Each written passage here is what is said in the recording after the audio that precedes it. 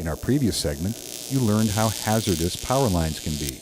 Now we'll show you how to stay alive if one falls in your car. Construction workers or drivers whose vehicles accidentally come in contact with a power line should stay put. At the moment, your tires are acting as insulators. Oh, geez. Power lines. So you're safe.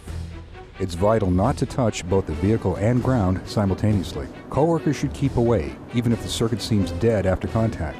Circuit breakers try to reset automatically every 30 seconds before locking out after 2 attempts. If you can, try to break contact by inching your vehicle back from the wires, or call 911 to get the line moved. If someone is forced to abandon his vehicle, it's important to remember that making a bridge between ground and charged equipment could prove fatal. Victims should not simply step away. Instead, they should fold arms and jump, landing with both feet together. No part of the body should touch the vehicle while jumping from it or later. If you touch it again, you'll be electricity's path to ground. Once the vehicle is cleared, it's time to do a shuffle along the ground to avoid making an arc with any residual charge. Be sure to warn all emergency responders that the car is energized. Anybody who makes contact with the power line should report the incident to the Department of Water and Power at 1-800-DIAL-DWP. Unseen damage could down the line later. Downed electric lines rate a 911 call. If they are sagging noticeably, call 311. A metal fence can become electrified by a live power line falling on it. You might not even see the point of contact, but the fence could still be as dangerous as that around a prison. Not only will it energize that one piece of chain link, but it'll energize the whole fence line. Let's take a look. Same thing, electricity trying to get back down to ground through his feet, and that's the situation we don't want to be in. We had an accident where a crane backed into a power line, and the back end of the crane was actually touching the fence. And the boom came in contact with the wire, but he wasn't aware of it. And the guy's sitting in the crane, and it had energized the whole fence. And a construction worker came to unlock the gate, and it actually killed him. It was very, very sad. If you don't have a conviction, solid conviction in your heart, I want to go home tonight. I want to see my family. If you don't have that conviction, then you're not going to work safe. You're going to cut a corner. 75%, 80% of the time, you get away with it. But it's not worth that one time you don't get away with it. And you get bit. And you know what? People don't go home. The guy that I was with didn't go home.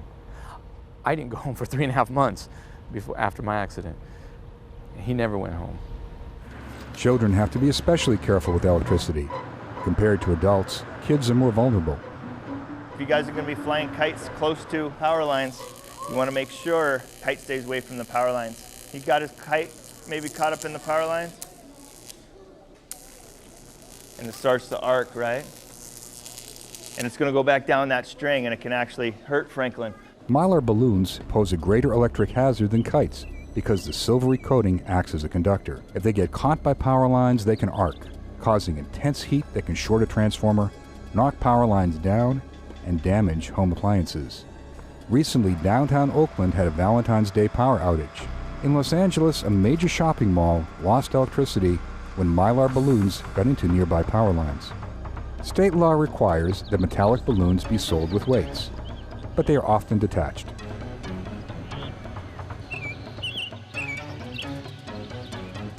Climbing a tree is a lot of fun, but it's not safe if a power line runs through it. This tree has actually come in contact with one of our power lines. These power lines don't have a plastic insulation on them like these do that protects them from you coming in contact with them. And the reason why is this power line gets pretty heavy. So what happens is they leave the insulation off because it would get heavier and heavier and heavier and heavier, right, if they had all that weight up there.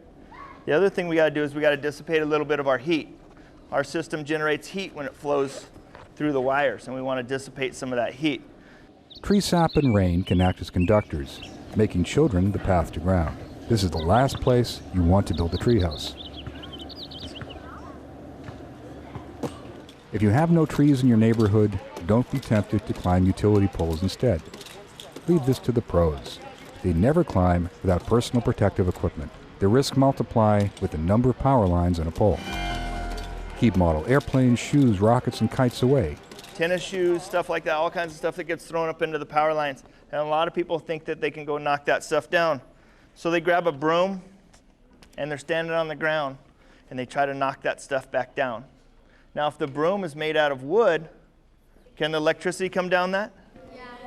We just learned that wood will conduct electricity, right? So that's not a smart idea. And we even see some accidents where people use metal pull brooms. So the best thing to do is call us on the 311 system and tell us where your location is, and we'll come get that stuff down. We'll leave it at the base of the pole, or you can dial 1-800-DIAL-DWP